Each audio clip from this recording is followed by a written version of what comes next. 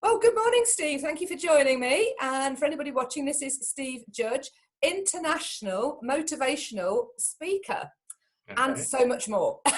So I'll put it over to you, Steve. Can you please introduce yourself a little bit more eloquently, perhaps, than Well, I've introduced I, you? I always struggle because, I have got a few titles to my name now. I've recently produced my autobiography, so I'm an author. So that's always worth mentioning.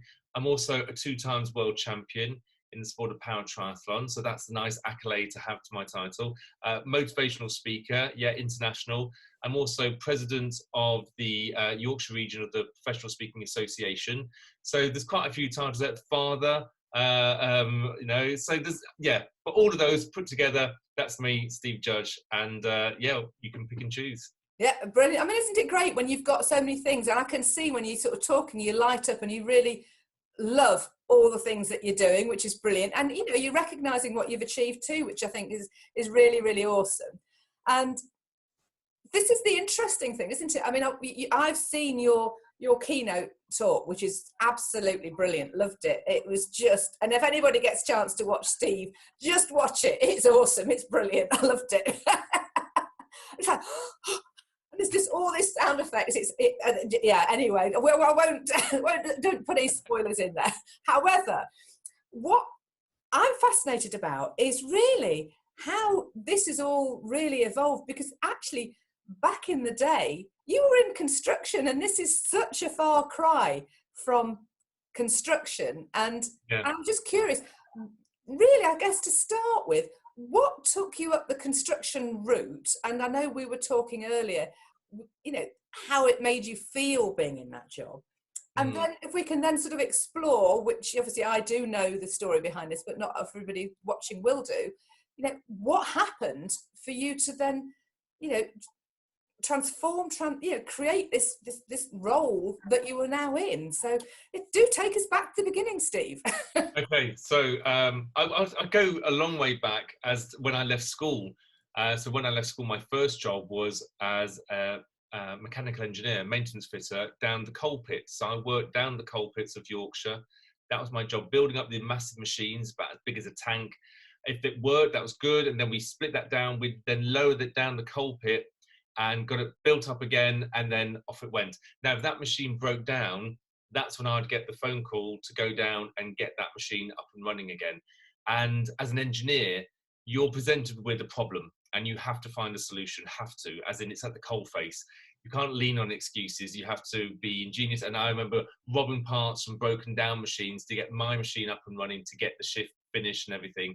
And so the conditions were hard, dirty and dusty, but I loved the job in itself, having a problem, finding a solution. So, working down the coal pit was tough. After that, the coal pit's closed. I went traveling. When I came back, I got a job in a laboratory, and I very much got into quality there. Quality is very much all about continuous improvement. If something goes wrong, how can we make sure that it never goes wrong again? And because of that theory, quality is usually very much associated with health and safety. So health and safety, I expanded my knowledge on that, some qualifications on that, because again, when an accident happens, the worst thing ever, you've got to put something in place, a system or procedure, so that accident never ever happens again, even if it's a cut finger. You can't say, oh, it's just a cut finger, it'll be okay. It's not right. You can't have the mentality. So it's about putting something in place. And to do that, you've got to brainstorm. And you can't say, well, I just thought it was common sense, because you'll find out that not everybody's got common sense. So that's why you have to make sure it's like idiot-proof sometimes. But this is my job, and this is where I got into construction, working in quality and health and safety. And that the role that I had evolved as I went there, as I got there, and I got more qualifications, got my NEBOSH, and became health and safety and quality manager. So that involved having procedures and systems, but also very much going out to the work sites with a clipboard and doing an audit to make sure that everything was being complied to, not only with legislation, but also with the procedures that we had, but also generally just to make sure that everybody was safe. If you've got that in your heart, if that's the main thing that you're doing, then that you're on the right track. If you're just going there to tell people what to do all the time, you're not going to be liked. And I felt very passionate about helping people to understand why they needed to do things. So a big one you see on construction sites is people not wearing their ear defenders. They might have a hard hat and gloves and glasses, but they don't wear their ear defenders when they're doing something really noisy. And they think, yeah, but it's only going to be for a bit, and only be 5 minutes. Well, yeah, but if you're doing 5 minutes, like on and off throughout the day, the week, the month, for the rest of your life, your ears are going to get damaged. I'm only here for like 1 hour. It's not going to affect me, but I care about you. And people don't always see that. So it's about explaining that over to them, that once your ears are damaged, that's it. So I've always got that mindset of helping other people in whatever I'm trying to do. The thing is, you're seen in that role, and we talked about this before the session started, you're seen as somebody that's come to interfere. They've got a lot to do on the work site. I get that. I'm coming on there with the clipboard saying, oh, you shouldn't really be doing it that way. Have you thought about doing it this way? And they're like, mate, do you realise we've got a time scale here? We've got to get this done. And they're like rolling their eyes, and I'm trying to explain it. So I wasn't a very liked person, to the extent of if I was going to a construction site, I'd had to not tell anybody, because if they knew that I was coming, then they would tidy up and make sure that everything was safe for that visit. And so I had to go there cloak and dagger. And that's even worse for me. So when I arrived, it was always by surprise, like, ta-da, I'm here. And they go, oh, and people rolled their eyes, and they'd be like, oh, Steve Judge is here. And I'm not saying I was hated, but I wasn't really the most liked person there. And as soon as I left, people were like, oh, thank goodness Steve has left. That's great. So how did that make you feel? How did that make you feel? Sorry to interrupt, but I'm just curious, because how you describe that, and looking at you sort of oh God, oh, he's gone. And I totally get all of it and understand, but it's educating people to understand the reasons for you being there and actually appreciating you being there. But that's a big job in itself, isn't it? But to actually have all of that energy directed at one person, I'm just curious, how did it used to make you feel? I don't think it made me feel very nice, very good. I didn't have a team around me. I was the only person there that worked in health and safety and quality. So there's nobody I could bounce ideas off or bounce my frustration off. My boss wasn't super supportive. So I kind of probably took it all on my shoulders and just like shrugged it off and went, oh, now, there were still positives, and I was good at my job, and especially the training aspect, where I would be, health and safety training. Now, health and safety isn't the most enthralling subject.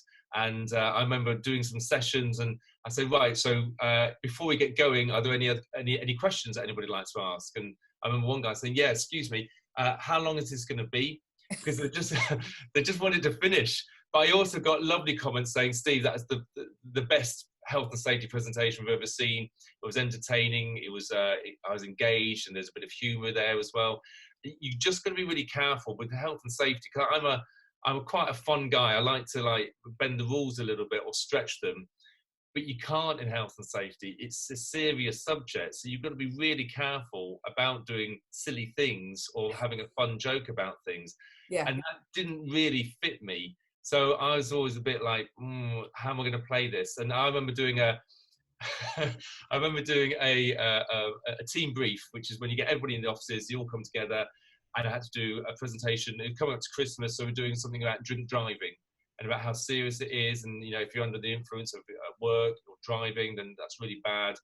And so the way I got the message across was I went through what a unit is and how long it stays in your system. So to emphasize that point, I drank while I did it. So I had beer, I had some whiskey, I had some wine, and I was drinking it and just pouring it down. Now, obviously it was all fake, but as the session went on, I acted more and more drunk so that they could see what effect it was having. And it was comical, and it got the message across because people got it. It's also very memorable because people will never forget it, hopefully in a good way. But that's the idea that I came up with. So I guess I've always been thinking about how to get the message across so that people remember it and take it on board. Absolutely, in a very creative way. And as I say, referencing back to your current keynote, it's memorable, In fact, without giving too much away, I was going for a walk the other day, and they'd cut some trees down, and I saw some bits. I thought, ooh, some wood might be useful. Yeah. So I use a prop in my presentation with the wood, like you were saying, and I snap the wood. But yeah, people say, wow, that's really good. Do you then put the wood back together for the next presentation? And I'm like, no, I have to go and get some more wood. And I generally go with the kids, and we get some wood and I cut it down, then I have to paint it, and then I have to make sure that I can actually break it. I've been on stage before when I've tried to break the wood and I'm not strong enough. Like, I've had to use my knee. But yes, it's all about the rehearsing. And I sent a message to my friends this morning, because I did a presentation this morning, and it's half hour, my keynote with sound effects and everything. And the message said, I can't believe how much time and effort it takes to do this half-hour presentation. People don't understand. No. It's having the lighting right, the sound effects right, the video, and then you've got the props as well. Then you've got to make sure your Wi-Fi, your battery's charged, you're dressed okay. Honestly, so much time and effort. But that's what I do, and because I do that, that relaxes me. It's a good performance. It's a great performance. I've got loads of feedback this morning. Brilliant. Already saying amazing, inspired, virtual standing ovation, which is lovely. So it worked. All that time, all that effort paid off. And that's my philosophy throughout my life now, is to be the best that you can be always, and then you'll have no regrets. And being the best that you can be is always asking yourself, what more can I do? What more can I do? What more can I do? Whether it's teaching people about driving safely at work in a construction office and making it so it's memorable, or nowadays talk about my journey, talking about it's an inspiring story, but making sure that people remember it, people talk about it afterwards so they remember the messages. That's what I want to do. It does take time and effort, and going into the woods and picking wood up and cutting it and painting it. But you enjoy it.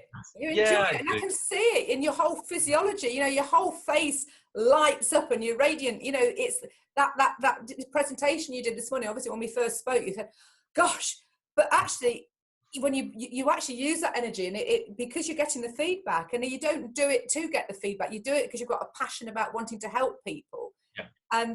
But then as a reflection of that, you're getting that sort of really feel-good vibe coming sort of at you, and that energy that comes to you is a completely different outcome to that one where you're going onto the building site, where you can feel this sort of like, they don't want me here. And that has a completely different response. And that's why it's so important, I always think, as you say, to turn up, to want to do the best you possibly can, to keep pushing yourself.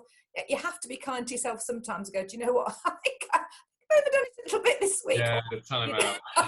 Okay. Do you know what? It's okay. I'm fine. I'm just going to take myself out. And if I could get to the sea right now, I'd be sitting on a beach, just looking out to sea and absorbing it, because I've just embraced all this time which we're going through right now. For anybody watching on Catch Up, we're just in the midst of COVID-19, the coronavirus in 2020, and it's still happening, although things are getting back to normal.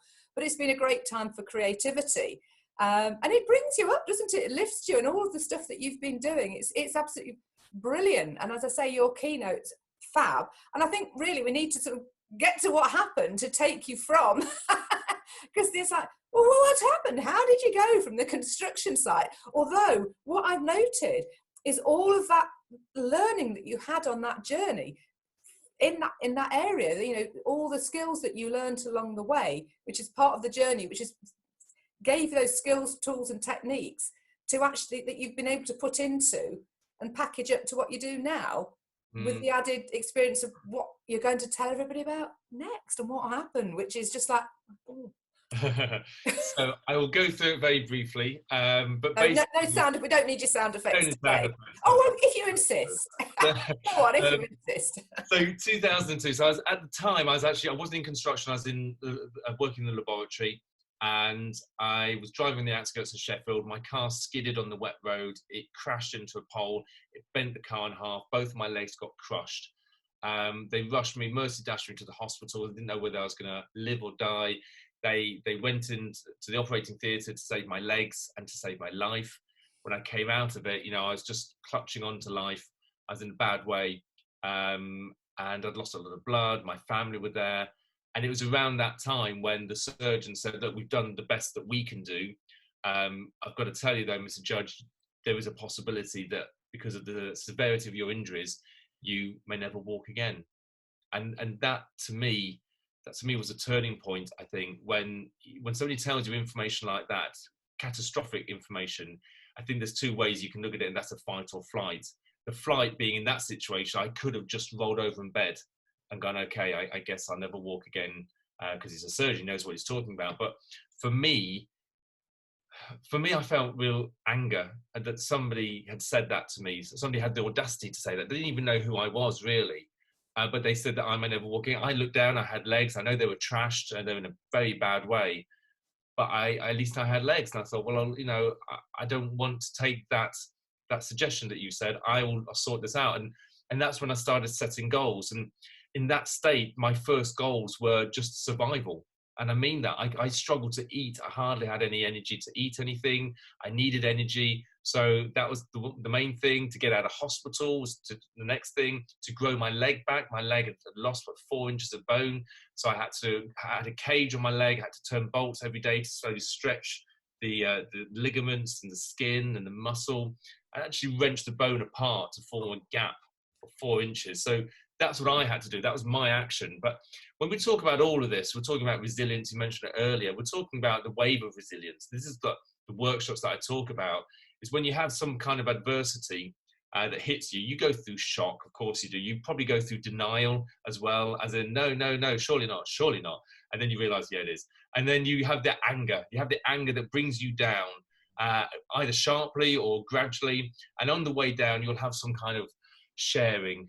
Sometimes that can come in moaning about the situation, or even relating, maybe listen to music or poetry. But sometimes you have to sharing, and then you will hit rock bottom.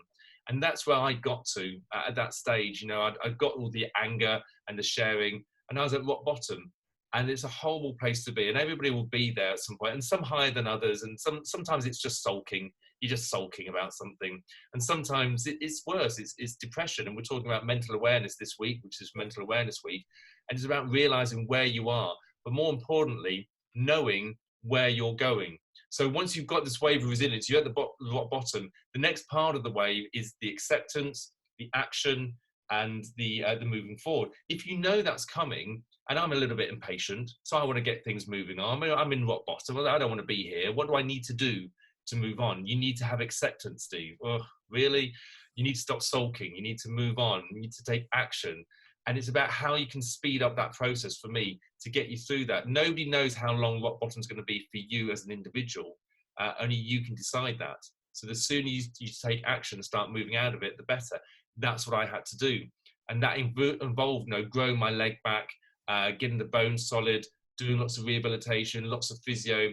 I saw that as my route out of it. At one point, I was doing 22 different exercises for physio, 22. And I'd still go into the physio and say, is there anything more I can do? What more can I do? What more can I do? What more can I do? This is my life, my legs. I want to have no regrets at the end of it. In 2 years' time, 3 years' time, I don't want to go, I wish I'd done more physio, or I wish I'd known about these different exercises. I was brainstorming everything. So doing all of that, taking the action, learning to stand again, learning to walk again, and getting out of that. But the result is the result. I absolutely have no regrets in all the stuff that I did. But when I got the cage released and my leg had grown back, I could stand again and walk again, but I wasn't the same as I used to be. And my goal of getting back to normal didn't exist. In fact, there's no such thing as normal. It's a big message that I passed out. But people have got to stop comparing themselves to other people, to their friends, to their family, to celebrities. Everybody's different. It's about realizing what you can do rather than what you can't do. I was very different to what I was before the accident to what I was now. So I had to think about what I could do. I couldn't run anymore, but I could swim, so I could bike. So that's what I was doing. I was just rooting around and finding new challenges for myself and doing all of that. Yeah, and that's such a brilliant message. And I just really wanted to jump in there because, you know, I really want to echo that and underpin that, because we are all unique. We are all different. And that's the beauty of us all. And it's looking at where we are different and where we can collaborate and communicate with each other. It's about, you know, working together, not working against each other. It's embracing our differences and, you know, and finding the beauty in that. And like you've just said, it's very, very much about looking at what we've got, not what we've not got, because you get more of what you focus in on. And your power of determination and motivation and that recognition of sort of acceptance and sort of what drives you forward, and that process that you go through is brilliant. And I love the way you actually demonstrate that in the steps of coming down and going up, because I know myself when I've had those drops, and you just go, right, okay, pivot, what can I do now? Let myself wallow, acknowledge it. You know, I usually have like a 24, 48 hour, I'll let myself wallow moment. And then go, right, enough of that. Yeah. And off we go. But I mean, your story, I mean, it's just amazing because you went through all of that.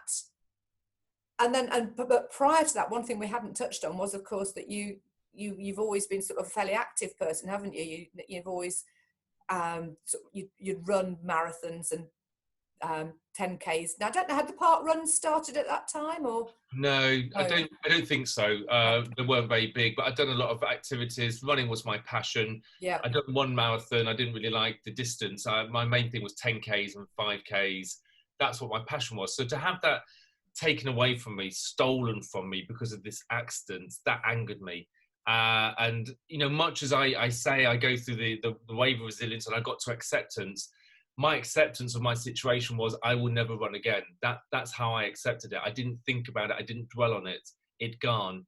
And I guess in a way, a part of my life was missing because I was so passionate about it, but it was gone. There's nothing I could do about it. However, when I was setting goals for myself, new goals now in swimming and cycling, I was looking around trying to find something competitive. I did this charity ride with the British Heart Foundation. It was a cycling event and we set off. And as we're going up a hill, I cycled past this person. They were in front of me. I caught them up. I overtook them. And I was like dedicating and pushing, the sweat coming down. And I looked at this guy and he looked at me and he said, "Morning, you all right?" I was like, what do you mean morning? I thought we were in a racing. I thought we were competitive, but we weren't. It was a charity event.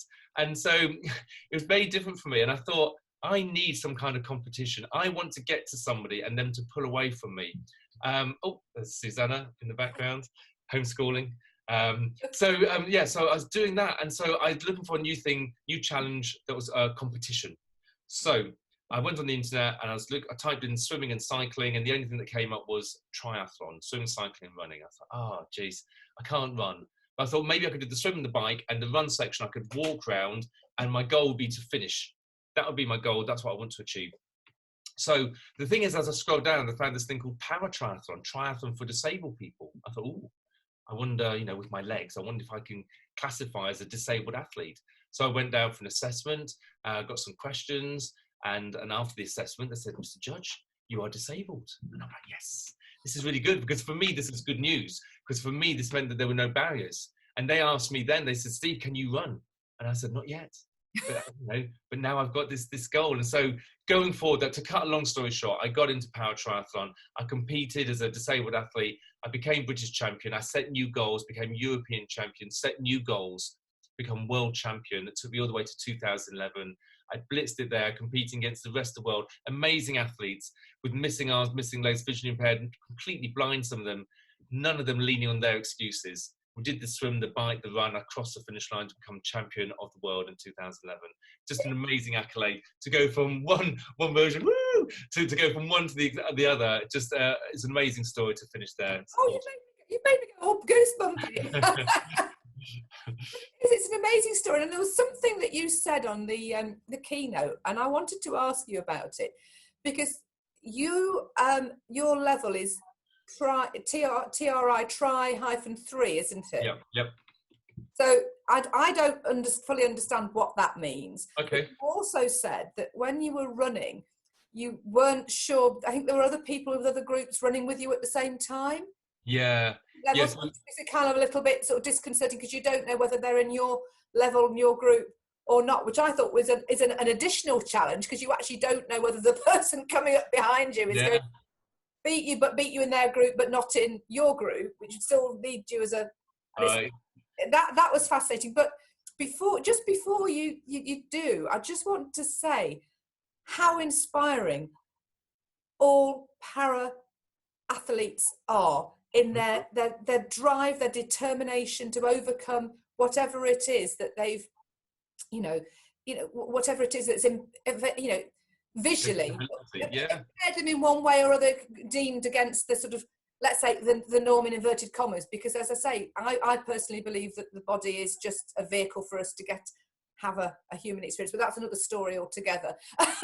So, you know, it's the essence and what's within us that drives us, and then we've just got to use this accordingly to get us out and about. But, you know, everything is geared up for a limbed person with sight to operate. So everybody is at a disadvantage who hasn't got all of that.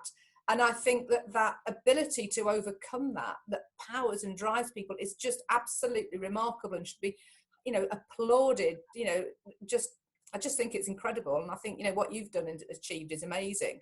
So yeah, just to go back to that, how was that in that running? Sorry, I wanted to just get I think everybody's fantastic bit in.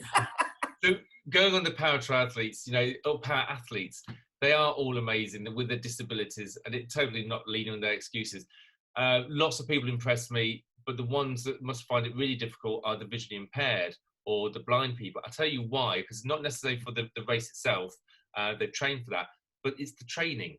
So if you're visually impaired or blind, your training, you pretty much need to do with someone all the time. So if I wanted to go for a swim, I could, a bike, I could, a run, I could, just go, no excuses. They had to organise with their guide to meet up and go for a swim together. And if you're swimming in a pool, they don't know when the end of the pool is. And so somebody has to be there with a float to say, so they don't bang their head, etc. If they were going on a bike, they go on a tandem bike. So again, they've got to do that. They can do cycling at home or on a turbo trainer. I get that. It's not the same. You need to be out in the fresh air. You need to be on the hills with your guide. On the run section, again, you can go on a treadmill. It's not the same. You need to be out on the roads and the paths with your guide. You need to organise it. So there were so many excuses just in the training before you even got into the race and competing against other people, with other people trying to overtake you. So when you're swimming, they have a cord between them, and you know, they have to pull the cord to left a bit, right a bit. You get some people swimming in between them, getting caught on that cord. Lots of things that go, you know, pear-shaped. So that is amazing. You talked about the categories. So let's say there's about 6 different categories. It's different now, I think, but let's say there's 6 different categories. Every category is decided on what your disability is. So it's kind of like a point system, going from people with no legs, maybe in a wheelchair, people visually impaired. Arms and legs, again, the point system works out what severity your disability or impairment, and then you put into category. So I've got 2 legs that are no good, but I might be competing against somebody with an arm and a leg that's no good, and that kind of equals out. So on the swim, I might be faster than them because I've got 2 arms powering away. My legs don't do much, but they've only got 1 arm. So, you know, as long as they don't go around in circles, that would be really bad. But as long as they can kick and just like guide themselves, then they can do the swim. The bike, sometimes equal. On the run, they've got 1 leg, which is good, where both of mine are not good. So anyway, it equals out. It's ongoing. What you find is there's always discussion in para-athletes about the disability and the categorization, because it's very complicated. And I won't even try to, you know, talk about that now, because that's not my role, that's my job, you know, I was just an athlete. However, you also find that the people that are complaining about it or not happy with it are usually the people that aren't winning. So I always won my races, so I was quite happy. I thought they got it spot on, the categorization. Yes, that's fine. But what you're talking about, when I was on the bike, I'd done the swim section, I was on the bike and I was cycling along, and I know who my competition is. I've done a bit of research, but when you're on the bike, you're literally just like pedaling and holding on to dear life. And there's some people that are overtaking me in different categories. I don't care about them. It doesn't matter what they do. We'll all set off at the same time. What I care about is my people, my categorization. But sometimes when you're holding on to dear life and it's just like a blast, you can't see the race numbers, you can't see what gear they're wearing, and they're all hunched over. So sometimes I was literally looking to see how many arms they've got and how many legs they've got to see if they're in my category or not. And if they didn't, I'd say, oh, they're okay, they're not in my category. Oh, that one is, chase that one, chase that one, chase that one. So it was about doing that. And it sounds comical, but that's what I was doing. I can remember doing it in Beijing so that I could work out whether they're in my category or not. So yeah, funny times, really is. And it just goes on now with the categorization. But I don't compete now as a disabled athlete. I just take part in triathlons at least 1 a year. That's what I always try to do. Yeah, but I mean, it's brilliant, and what you've achieved is amazing. So you obviously, that was 2011, 2012 that you won it 2 years, the world champions. I can't, what was the Para-triathlon, I triathlon. can't even say it, para-triathlon. So Yeah. that was 2 years on the trot. So when did you actually retire from So sport? I retired 2014. I retired from international competition. Mhm. Um, a lot of people like to say, well, why didn't you carry on until 2016 with the Paralympics? So para-triathlon was not a Paralympic sport in 2012. Not every sport makes it to the Olympics, Paralympics. It depends how much interest, how much following there is. There wasn't enough in 2012, shame, because I probably could have won. But the next one was 2016. There was enough interest. Para-triathlon was going to make his debut at the Paralympics, and they said, Steve, you're going to keep going for another 2 years and take part in the Paralympics. And I said, no, I'm out. And they're like, why? It's very hard to explain. Lots of reasons why. One, I was tired. It was hard work, all the training. You know, I was coming up to 40 years old, had a family with 2 kids. I was still doing my working construction. I still did that full time Really? while training as an elite athlete, traveling around the world. So it's hard juggling all of that. I'd got some gold medals. I was world champion. I'd Have you achieved got them? amazing accolades. Yeah, I've got them here if you Oh, want. show us, please Yeah. do show us. Okay, so this is my gold medal from Beijing. Well, hey, look at that. That is something special. Yeah, and More than then my brownie certificate for the 3-legged race. that's my gold medal Wow. for New Zealand. Oh, fantastic. So yeah, incredible stuff. And they said, well, you know, do you want to carry on at this rate for another 2 years, and you might go to the Paralympics? I said, I might. And then, yeah, there's no guarantee. You have to go through qualifications and you have to go to all these events. I can't do that. I can't commit that much time and dedication. But it wasn't necessarily that, because that sounds like I'm leaning on an excuse. The whole point is I didn't want to. It wasn't in my heart. I didn't want to. You can't push yourself that much if your heart's not in it. And this is the big thing that I talk about in my presentations. I'm always talking about what's your goal and what's your goal. It's not just a throwaway question, because it's so important to know what that is. If you know what that is, if you know what you're working towards, whether it's helping people, lots of money to spend on people, whether it's, I don't know what it is, everybody's different, but find out what that is first, because once you find that, everything else will lead to it. My goal was not to be a Paralympian and get the gold medal and everything. I felt I'd done enough. I want to do something else now. Yeah. So that's what I've done. And I feel now my new role, to be honest, you know, I didn't know what I was going to do. And the contract I had finished, and people said, Steve, what are you going to do now? What are you going to do for a job? And I was standing there like with a Superman pose going, I'm going to be a motivational speaker. And so I decided that I was going to do that. And they're like, wow, how are you going to do that? I was like, I don't know. I don't know how I'm going to do it. But I had learned by that stage that once you find something that you really want, you'll find a way. And the first thing I did was join the PSA, Professional Speaking Association, being in a room full of speakers that are making it, that are speaking for a living. It's a crazy job. But seeing them doing it, I just thought, that's what I want to do. I want to be like them. I'm not comparing myself to them. I'm just saying I want to be like them. I can do this. I can make money out of it. I can inspire and motivate. But more than that, I can help people. And this is what I really want to do. My why, my fulfillment now is to, I want to help other people to experience the happiness and fulfillment of achieving their true life goals. Yeah. A lot of people go through their life going, it's okay, it's all right. Yeah. I want them to say, it's amazing, it's fantastic, it's awesome.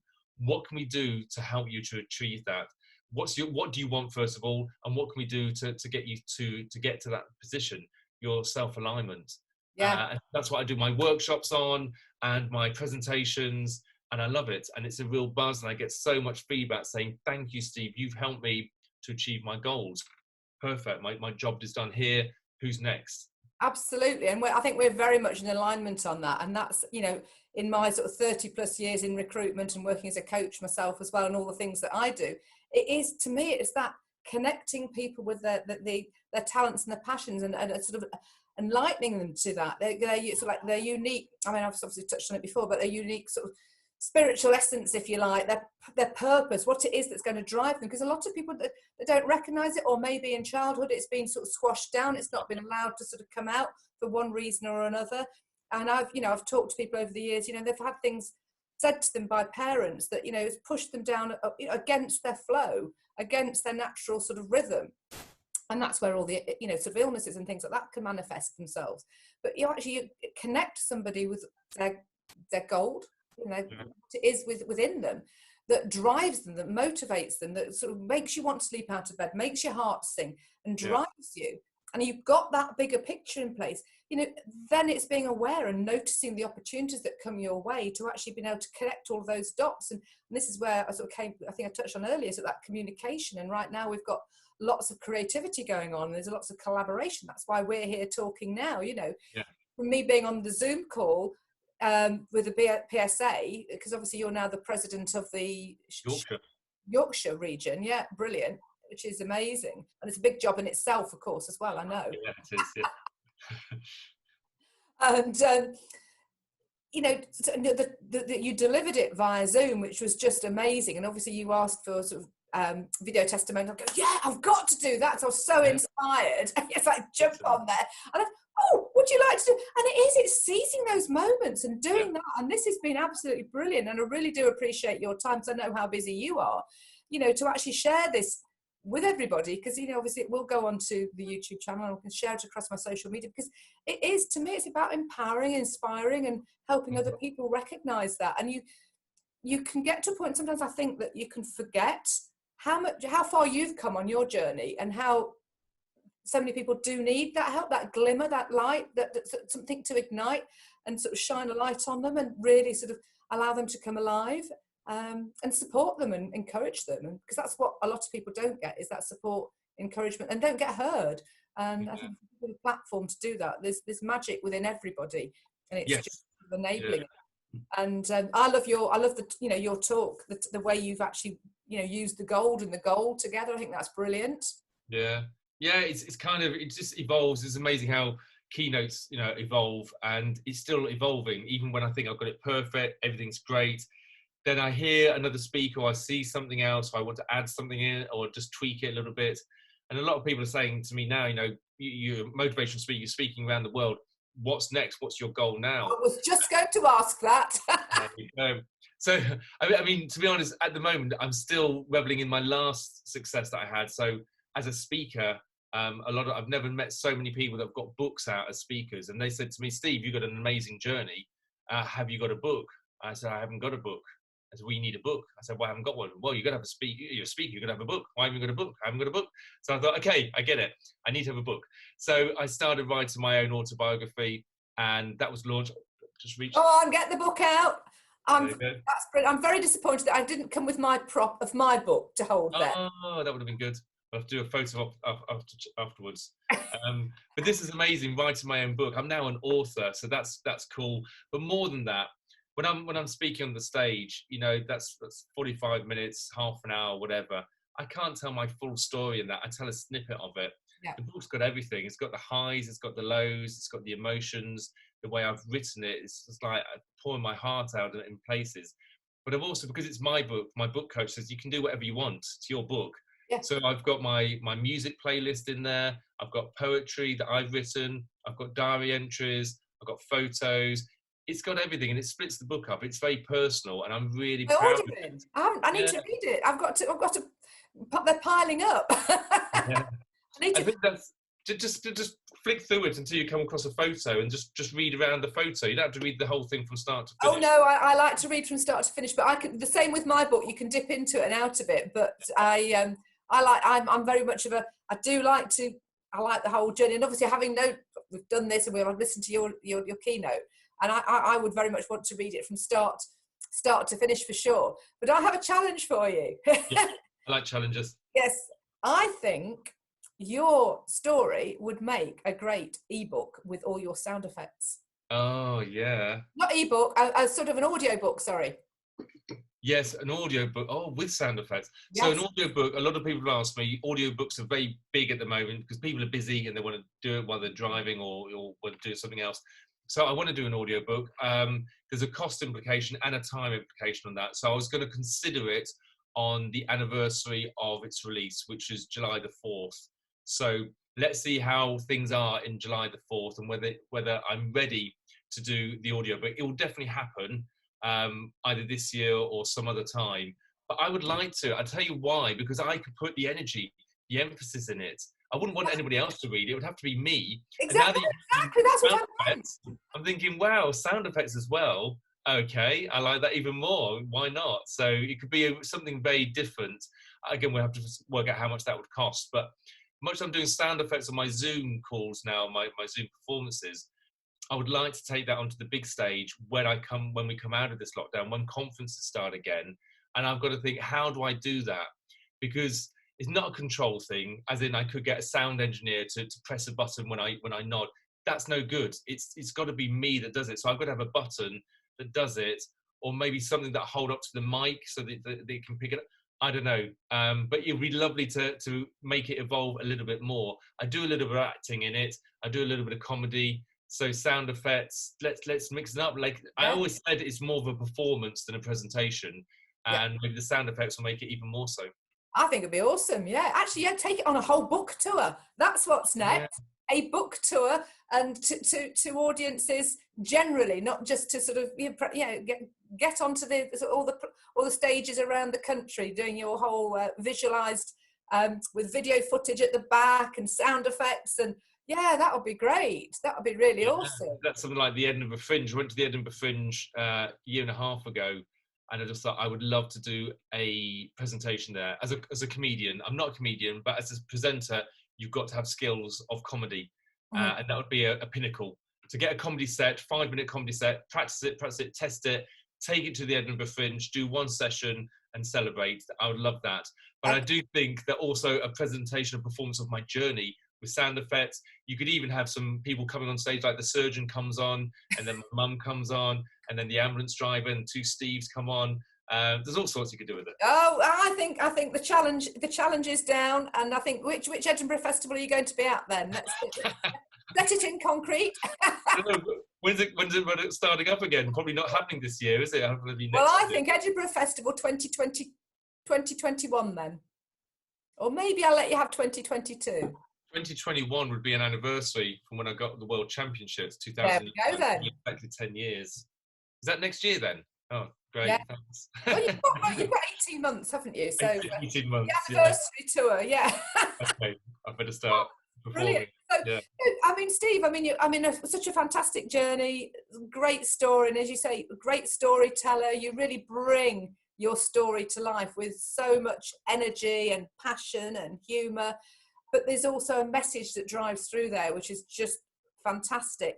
So if anybody wants to get in touch with you for sort of speaking, coaching, get a copy of your book, how do they get in touch with you? Oh, okay. So social media, I'm all over social media. Steve Judge is on LinkedIn. LinkedIn is really good for business contacts and things like that. So that'd be really good. But I'm also on Facebook, Instagram. I'm at Scout Judge, Twitter as well, Steve Judge.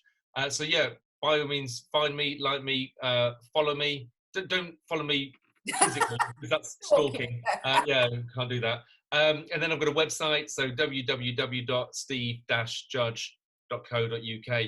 If you are interested in just getting in contact, just to say hi, that would be great. If I can help you, even better. If you want a copy of the book, yeah, obviously it's on Amazon.